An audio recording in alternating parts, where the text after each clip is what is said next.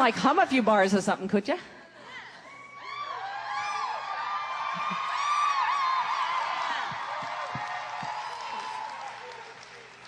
Oh my God. It's not on the sheet. I'm not in fine fiddle. I'm not in fine fiddle. It's not on the sheet. You don't have to. But if it comes out of you, I will for yeah. If it comes out of you later on, okay. Right? All right. Someone here in this crowd is named Tracy Barlow, and she wanted to know, the character of Gabrielle has faced many physical and emotional challenges over the course of the series, and as a result has grown and changed in many ways. Has the change and the growth in Gabrielle paralleled anything in your own life? What growth? Yeah. What are they talking about? Yeah. I've been stagnant for the last... No, no, actually, I think it's the other way around. No, it's actually... they go hand in hand, because obviously we play these characters for such a long time that you bring so much out of yourself to relate to the characters. But... Gabrielle has had an impact on you? Oh, I've grown up on the show completely. It's yeah. I was the naive little Texan. And then I made some of the best friends of my life, and I'm so glad it happened in my 20s, because I was learning who I will be and learning the value of working hard. Yeah, my personal experiences definitely came into Gabrielle. Well, I can vouch for that. No, everything's changed for both of us, and as Renee sorted out what she wanted and didn't want in life, she was, as you grow more powerful as a human being, you start asserting yourself, and that certainly happened for me and Renee. But it's funny with the character of Gabrielle, because she did become stronger later in the series, and that influenced me to I don't know, take charge. I think Renee's become more assured, and I've become less assured in some way. Why is that? Not in a bad way, in a totally... I have a much more sympathetic ear. I've always been an empathizer, but a sympathizer is different. So, yeah. And I think kids can either be young, or even young people can either be very assured and have to learn how to adapt and be flexible. Because I just realized that Gabrielle left home to go traveling off with a warrior princess, and you left Texas. You moved pretty far from where you're home, so you couldn't just... I'm trying to refamiliarize myself with my family. I've been gone for 6 years, and they were so wonderful. But you call for 5 minutes when it's 3 o'clock in the morning over there for them, and you're going, yeah, everything's really good, and So that was an experience. Have you ever had to make a decision on your own because the time difference didn't allow you to phone home? Oh, God, I hope so. Yes, Lucy? Renee, correct me if I'm wrong, I would say that Renee makes all her decisions for herself. I'm not trying to rally the troops here, but that's just the type of person that she is. I might ask you what you think, but it's still only what you think. And she goes and makes her own decisions. But don't you think I'm funny? I remember Lucy will say something, and you would expect an answer right then, and I would kind of go and think about it. Do you know what I mean? And then I'd come back and... I'm going, what? I can't even remember. What are you talking about? I don't know, but yeah, actually I do, yeah. It was funny. Yeah, that's true. Learn to play your parts that wound up being useful in real life, and that is from Mark Allen, Leanna, and Desiree Slatke. So if you're out there, your questions are coming through. Boy, I use that bullwhip every night.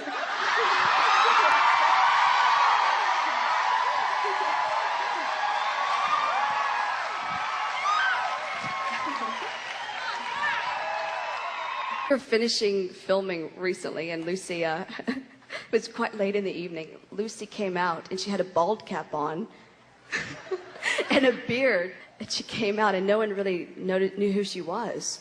And she's got this, like, masculine walk going on. And I think they're going to... It was because we had some stalkers waiting up at the gate, so... No one had Some ever. people- Yeah, it was. You So I know, put this bald cap on. I went out to the crew and said, excuse me, everybody. Want to say something? Just, there's some very strange people hanging around, so just keep your eyes open.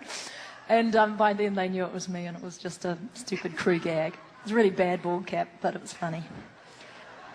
That sounds a little like your Bill Clinton voice. You're very good. Oh, that was my Kiwi bloke voice.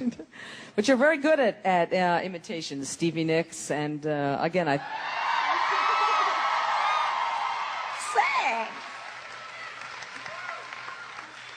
So does that just come from listening to... Stevie Nicks has a very distinctive voice, so did that just... I could do a Stevie Nicks for you. Sure, I can go only for do it. a character today.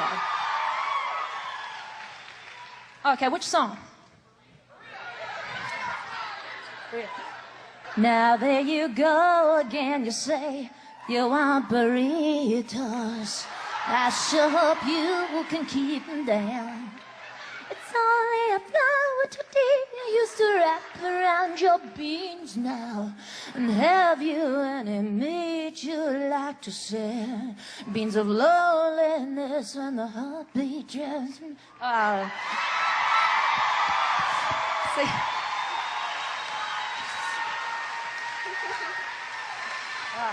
That was so silly. I can't...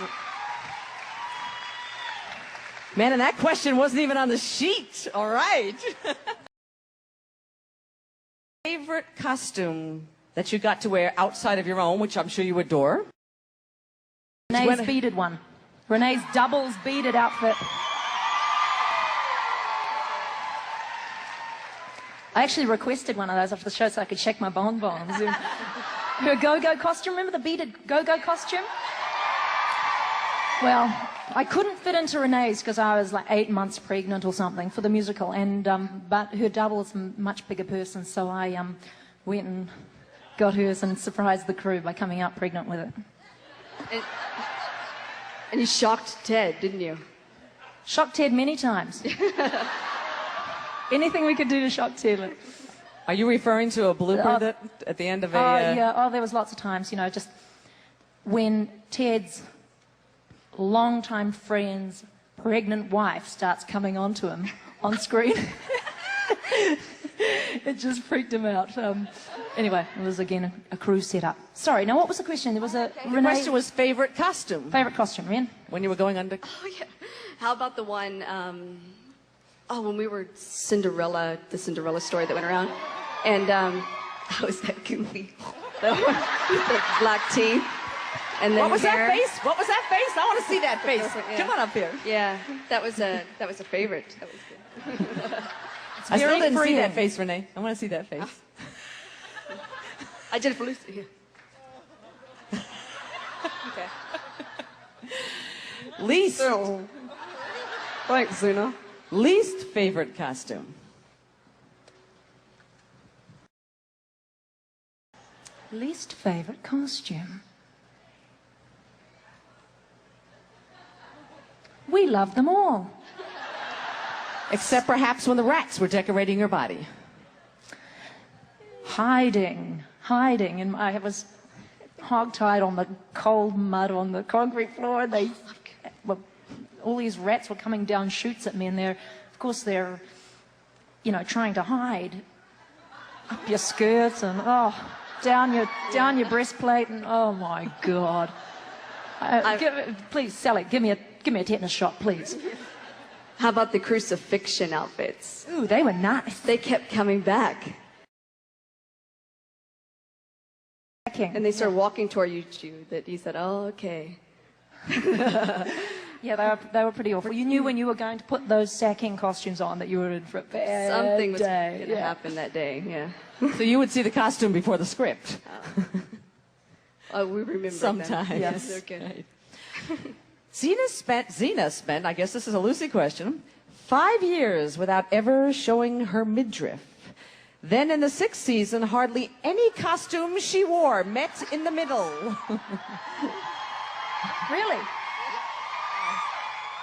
Was that your choice? Hell no. Oh, no. No, and it was like 3 or 4 months after I'd had a baby, and I'm going, you're putting me in a harem, belly dancing? Are you kidding me? And